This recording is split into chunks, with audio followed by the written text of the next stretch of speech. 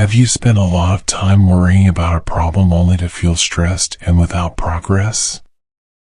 Have you ever felt like you're in a vicious circle without ever getting close to a solution? If your answer is yes, then you are in overthinking. Overthinking is often misunderstood. Overthinking isn't just about thinking too much. It's about getting caught in a cycle of thoughts that don't lead to any real answers. It's a hard habit to treat. But with the right strategies and techniques, you can take control of your thoughts and move forward with clarity and purpose. In the book Stop Overthinking, Nick Trenton says, you can disrupt excessive thinking by acquiring time management skills and replacing the habit of negative thinking with a positive frame of mind, offering a variety of stress-relieving techniques that will help you stay centered in the present moment and live life productive, driven by action and control rather than constant worry.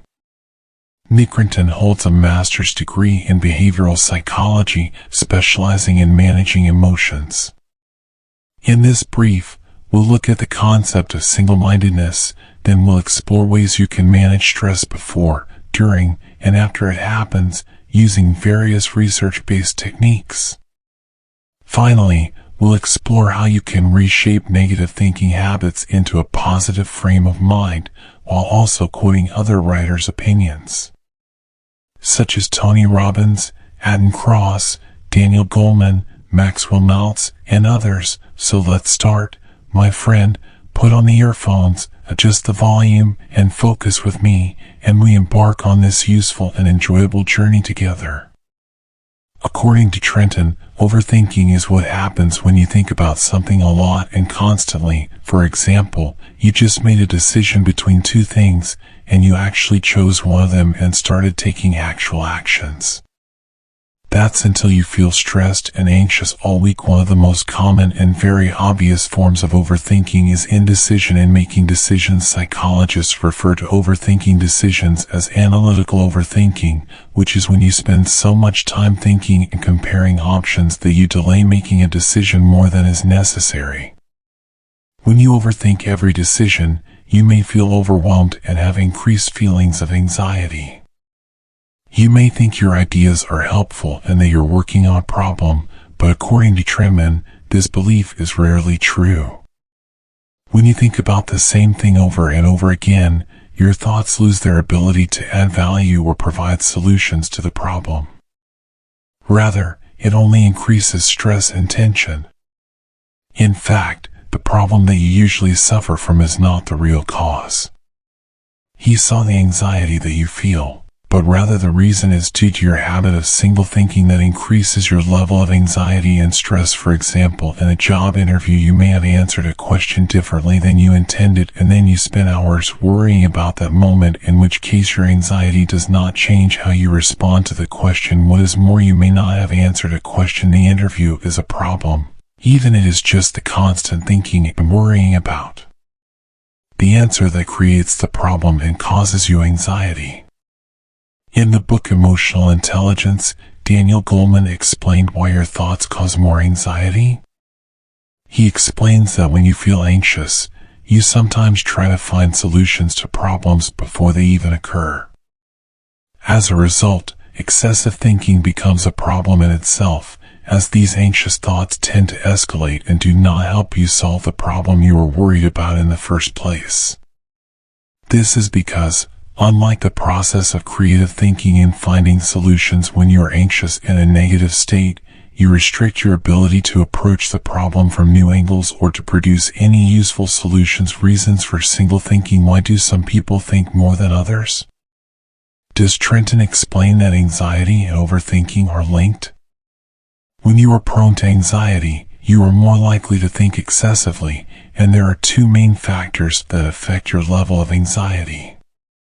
First, the genetic factor, although there is no single specific gene that causes anxiety.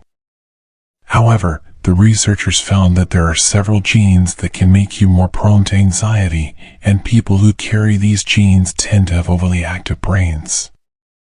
Past traumatic experiences such as childhood neglect experiences. Some psychologists believe that the genetic factor accounts for about 30% of anxiety. Anxiety can be transmitted across generations and families due to anxious parents caring for their children through the anxiety-charged atmosphere they unconsciously create. For example, it can increase a parent who takes their child's bike after a minor accident, or refuses to let them go for outings with friends, for no reason.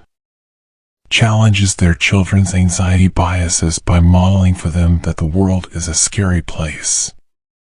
According to these scientists, the first step is to cut the cycle of anxiety that may be transmitted in families. It is for the individual to become aware of these behaviors. Secondly, the surrounding environment, the influences in your immediate surroundings and the wider world play a role in increasing your level of anxiety and your excessive thinking pattern. These surrounding factors may be some people, circumstances, newscasts, or social media. Anxiety is the feeling you get when you experience this stress. Although a moderate dose of stress is good for growth, your body is not designed to handle long periods of stress, which is what is known as chronic stress. Your mind and body narrows your ability to deal with and overcome challenges. Excessive thinking can lead to chronic stress, resulting in a negative impact on mental, physical, and social well-being. Mental impact: overthinking can affect your self-confidence, your mood, your ability to focus, and more physical impact. If you live in a state of constant anxiety, you may experience headaches, fatigue, increased heart rate, and more, says Robert Sapolsky in his book Why Don't Zebras Get Ulcers? Our bodies are programmed to deal with immediate efforts as well as sudden threats, but in the modern world we face constant stress, such as financial and functional problems that exceed our ability to adapt to it. When the stress system is activated in your body, the secretion of many neurotransmitters occurs, a change in blood flow, and the continuous reactivation of this system affects many bodily systems such as the heart, metabolism, immunity, and the brain, such as its effect on growth and acceleration of aging factors, and its damage to the digestive and immune systems. Sapolsky also points to additional physical effects of chronic stress, of which excessive thinking is one of the main causes. Constant stress drains your mental energy, affects your interactions with others, and can cause decreased communication and increased anger, leading to bad relationships. Stop overthinking by practicing stress management. Trento offers 2 approaches to controlling overthinking, dealing more effectively with stress in your daily life, and change your outlook to become more resilient towards excessive thinking in the long term. We will first address dealing with stress in everyday life. You can manage your tendency to think excessively by developing a healthy approach to dealing with stress. While you can't change genetics or change your environment, you can change how you respond to difficult situations and challenges. The writer offers a range of strategies to keep your anxiety under control before, during, and after you confront her situations. Stressful before stress. Manage your time to avoid it. 1010 says that uncertainty can make you feel anxious. When you don't have a plan to complete your daily or weekly tasks, it sure is. You will experience higher levels of stress. To avoid this, he suggests, first, prioritizing, second, setting smart goals, and third, being careful about how you spend your time. Prioritizing: when you are aware of what you value in life, you can easily let go of commitments that do not fulfill your desires and instead devote time to your priorities, which will reduce from stress. For example, you might specify that your priorities are developing your small business, improving your health, and spending time with your family. When you are aware of these priorities, it will be easy for you to reduce the time you spend on other tasks. Set smart goals. Get rid of the stress of achieving unclear goals by setting smart goals, which are specific, measurable, possible, prayerful, and temporal. For example, if your goal is starting a side business in graphic design, could be a SMART goal as follows. I want to sell 10 specific designs within the next month. My time, by spending 2 hours a day on the design, measurable. I have the necessary software, design experience, and interested followers. Possible, and this goal will help me to improve my skills in graphic design. And also in a good financial situation. Take care of how you manage time. Trenton also advises letting go of the stress of uncertainty by making informed decisions about when you're going to accomplish each task. To do that, he suggests doing 2 things. First, categorize your tasks in order of importance and necessity. Then tackle important and necessary tasks immediately. Schedule important but non-essential tasks for another time. Delegate tasks that are necessary but not important. Finally, get rid of tasks that are unimportant, unnecessary, and often distracting. In Iberfox's book, Chris Bailey notes that people often spend most of their time doing tasks necessary or distracting, which means that they do tasks that take their attention and focus but are not important. Second, allocate specific blocks of time for each task throughout your day. Determine when you are most productive and plan to complete your most important or difficult tasks during that period. Then, fill the rest of your day with lower priority chores. In preventing the urge to do more than one task at the same time and allowing you to immerse yourself in deep work with high concentration. After we have learned some strategies to avoid stress, we will move on to what we have to do during stress. How do you deal with stress? Although good time management habits can help avoid some stress in your life, you will not be able to avoid it completely when it occurs. You can follow our approach to deal with it instead of allowing thoughts of anxiety to control you. First, avoid the situation. Move away from unnecessary people or situations that cause you stress. Change the situation. When you cannot avoid a stressful situation, think about what you can change to reduce stress, such as changing the place. Sometimes you may need to talk and express your needs, for example, if you have a friend who talks incessantly. And this affects your focus during work, so express your need for calm and focus, and ask him to respect your time and your need to accomplish your tasks. Third, come to terms with the situation. Sometimes there is nothing you can do to improve the situation instead of constant worry. Accept your feelings and accept the situation, for example, if it is a family member in the hospital and you are worried about his condition, your anxiety is normal. Accept that there is nothing you can do to change the situation at the moment, and you only have to adapt to the situation. You can relieve stress by adjusting your outlook. For example, if you feel frustrated that a project did not go as well you're hoping, you can reduce stress by practicing forgiveness toward yourself and reflecting on what you've learned from the experience. This change in outlook may help you cope with the situation and accept it better. Another way is to focus your attention on your senses to relieve stress. Distract yourself from racing thoughts about your feelings, Trenton suggests. This way of engaging the 5 senses keeps your brain engaged and centered in the present moment so you don't get sucked into single-minded thinking. To do this, do the following. First, look at 5 things in your surroundings. For example, look at the sky, notice the gleam and the speed of its movement, and second, touch 4 things around you. For example, make your fingers pass on the surface of your desk or carry something and feel it with your hand. Thirdly, listen to 3 sounds. For example, listen to the sound of your breath or the air conditioner. Fourth, try to differentiate between 2 smells. For example, note the smell of coffee or the smell of your colleague's perfume. Fifth, focus on 1 thing you can taste. For example, you might notice the aftertaste of breakfast left in your mouth. Now let's move on to post-tension. Trenton suggests that you can enhance your preparation for better handling of future stress by acknowledging and reflecting on your stressful experiences. Ignoring stress will not make it go away. However, if you treat it constructively, you will gain greater awareness of your feelings and what triggers your anxiety, which will enable you to better cope with similar situations in the future.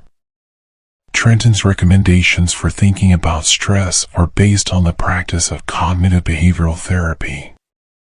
The theory that changing your thoughts can improve your view of the world and yourself. In the book Cognitive Behavioral Therapy, Judith Beck explains that the main goal of this therapy is to change negative thinking behavior, in this case by changing belief systems. The main question that encourages the practitioner of this type of therapy patients to ask themselves is, what was going on in my mind just?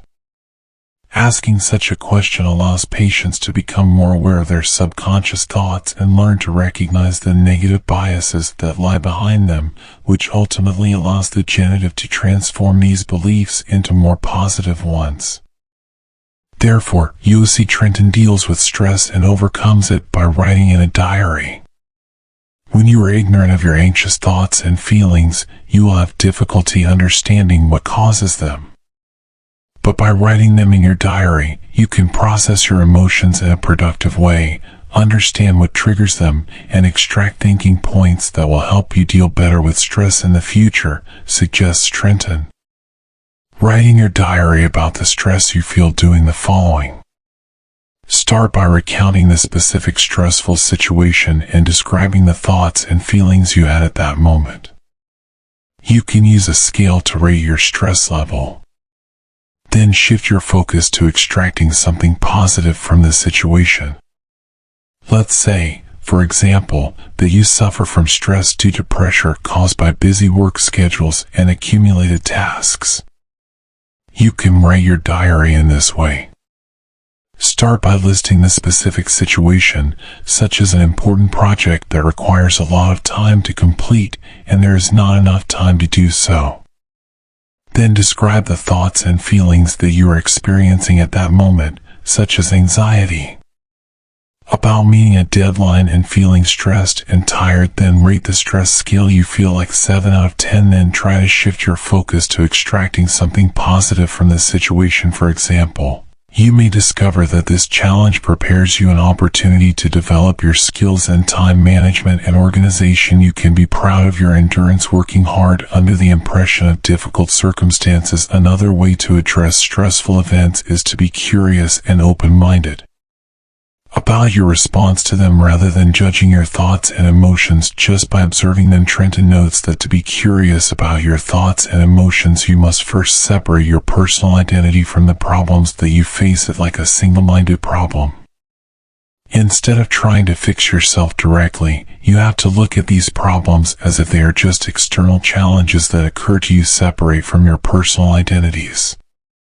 When you separate yourself from problems emotionally and mentally, you will gain a sense of control and thus be more willing to explore new perspectives and different solutions. It may help you to overcome them. In the book Inner Speech Psychology, Professor Ethan Cross says that it is very important to separate yourself from your personal problems and suggests that you avoid using the personal pronoun I in your thoughts and use other pronouns such as you, he, she, or they, which does not evoke the same reaction, and therefore you'll tend to experience fewer negative emotions. Now that we know the first approach to controlling overthinking is dealing more effectively with stress in your daily life, we'll now move on to changing your general outlook to be more colorful about overthinking. In the long run, overcome overthinking by adopting a new mindset. Let's discuss how you can overcome your habit of overthinking in the long term by transforming your negative thought pattern into a positive, strong, and resilient mindset, according to Tony Robbins in Awaken the Giant Within. Negative beliefs can be especially harmful when they are general rather than topic-specific. When their beliefs are general, it makes you believe that something is always right, such as believing that you are embarrassed in every social situation. This can lead to believing that nothing you do will change anything, which holds you back and perpetuates your negative thinking. To combat this, Robbins advises you to build strong references to support your positive beliefs. You can do this by reading books or listening to podcasts that allow you to learn about other people's experiences. Trenton explains that in many cases, your overthinking habit persists because of negative thought patterns, and this holds you back and frustrates you. In turn, positive beliefs encourage you to accept yourself despite your flaws and motivate you to move on from the past. To control the habit of overthinking in the long run, you must identify and challenge your negative thoughts and replace them with positive beliefs. The first step is to identify negative thoughts. The first step to adopting a positive thinking pattern is to identify what triggers the imposed thought. These triggers can include anything like other people, the environment you are in, or even a specific word someone said. For example, you may find yourself feeling suspicious and hesitation whenever someone says to you don't care after you ask them to repeat something they said. In addition to specific influences, you should also identify broader cognitive distortions, which are the inaccurate and negative beliefs you have about yourself and the world. These distortions often lead to anxiety and superimposed thinking. For example, you may have a habit of taking everything personally, such as thinking you've done something wrong if your friend doesn't reply to your text. By identifying these distortions, you can begin the process of changing them and adopting a positive and realistic view of the world and yourself. To identify perceptual influences and distortions, Trenton suggests a spreadsheet that includes columns in which you describe the situation, how you acted, and how you felt. For example, you can write about the situation, which is that you sent a text message to your friend about something you were proud of, and he did not respond to you after that. Describe your behavior. You may have spoken to yourself in a voice. Step 2. Challenging negative thinking habits. In order to challenge your negative thinking pattern, you have to rethink reality through positive visualization and grouping. Evidence that supports or disproves your belief. Ask yourself if there is any evidence that supports your interpretation of the situation, then write the alternative possibilities in the new column to continue the previous example.